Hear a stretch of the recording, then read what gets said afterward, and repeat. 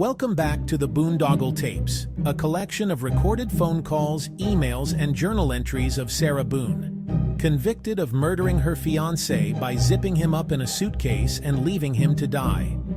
The journal excerpts presented in this video are the personal writings and statements of Sarah Boone. The information contained in these entries has not been independently verified, corroborated, or admitted as evidence in court.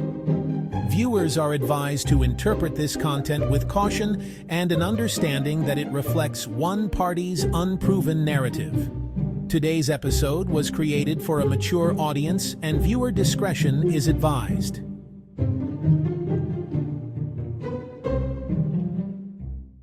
I called my friend and George got pissed and went upstairs and listened to what I was saying through my son's window, hearing me tell her that he beats me, hurts me, and going into specifics.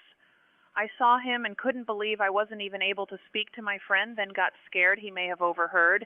I saw him close the window and come downstairs, stop in the kitchen, then walk out the front door. I knew my keys were hidden and thought he was going to his parents. I hung up with my friend and noticed when I entered the house that he had taken my son's birthday money off the counter. WTF. I locked the door and went back on the porch where George showed up with a 24-pack of beer saying he was going to show me, asking why I told her everything. I said because she asked if I was okay, and I had to tell someone. He drank and drank. I too had a drink staying outside with him to keep him happy and talking. I told him I couldn't believe he took my son's money to buy beer and cigarettes. Where is the rest? He said it's his. Don't worry about it. I said he could tell my son where it went. Wanting to go inside, I talked him into also coming in and working on our puzzle. He was getting frustrated with the pieces from drinking and shoved the whole puzzle across the floor, breaking all we had done, saying he was going to take a nap. I had to go also. We both went to sleep. He woke up before me and went back out and got more beer, sitting on the porch smoking. I looked from upstairs when I got up and him not in bed, then got right back in bed. I didn't want to go out anymore, and only God knew how much he had drank. I fell back asleep, then was woken by the TV, so I knew he was inside. I pushed the door shut and got back in bed. He would turn the TV or music up loud sometimes to get me to come downstairs. He knew it made me mad. I just ignored him, going back to sleep. Eventually, I was woken up by him kicking the door open and him demanding I come downstairs with him. He doesn't trust me. I'm a lying fucking bitch with a big mouth. Then he ripped the quilt off the bed and jumped on top of me, starting to choke me, hitting my head very close to the marble slab in the window. It was just hitting the crown of my head. I was so scared he was going to crack my skull. I started fighting back, grabbing, scratching. He got one hand loose and slapped me in my mouth so hard I bit my tongue. Him telling me to keep my motherfucking mouth shut. I could taste the blood in my mouth, so I knew something was split/broken, hoping it wasn't a tooth, which it was that went through my lip. I fought him off and pushed him off the bed with my legs into the doorway. He got up running and pulled my legs towards him, grabbing me down the bed by the hair, full-fisted, tearing me up to the stairs where I tried falling to the floor as I thought he was going to throw me down. Then he dragged me all the way down by my hair and me screaming his name, "Stop." I was in shock he was doing this. My wrist bent back on the way down and instantly was swollen. He stopped at the end of the stairs, making me stand up, and pushed me on the couch where he sat next to me, yelling, cursing, acting insane.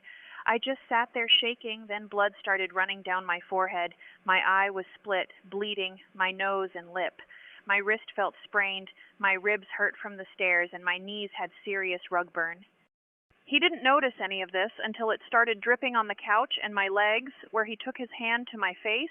I flinched, turning towards him saying, "Oh God, I'm so sorry, I'm sorry," falling to his knees on the ground, hitting the floor, yelling "fuck" over and over. He started crying, telling me it's okay, and got up to get the kitchen towel and ran water on it from the sink, coming over to try and tend to me, not really knowing what to do, so I took the towel calmly and asked if he could get some paper towels also. I blotted everything the best I could, then asked if I could go to the bathroom and finish cleaning. I started crying when I saw my face. I watched the blood go down the drain as I rinsed the towel and could feel my head throbbing from the split. George brought in the peroxide and a washcloth asking what he could do to help, and I said, "Just sit down. I'll be out in a minute." He sat on the couch where I could see him holding his head in his hands, then lay down. I kept cleaning, trying to figure out how I was going to put Band-Aids on my eye, head, lip, then came out to get the first aid kit in the kitchen cabinet and saw he had passed out. I saw we hadn't any small Band-Aids in the kitchen and just said, screw it, putting a blanket on George and going upstairs back to sleep finally. I laid there sobbing, petting my shaking dogs, my whole face, head, body aching. I was exhausted. I started to wonder what I'd look like tomorrow and who I'd have to lie to. I was just glad to be alive to see my son again. I'll deal with everything else when I get up.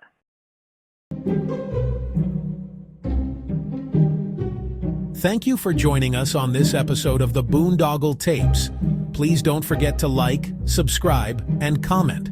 You can also find us on Patreon for additional exclusive content, priority access, and to join our chat where we answer all questions related to our experience with Sarah Boone. The link can be found below in our description. Until next time, please stay safe and look out for one another.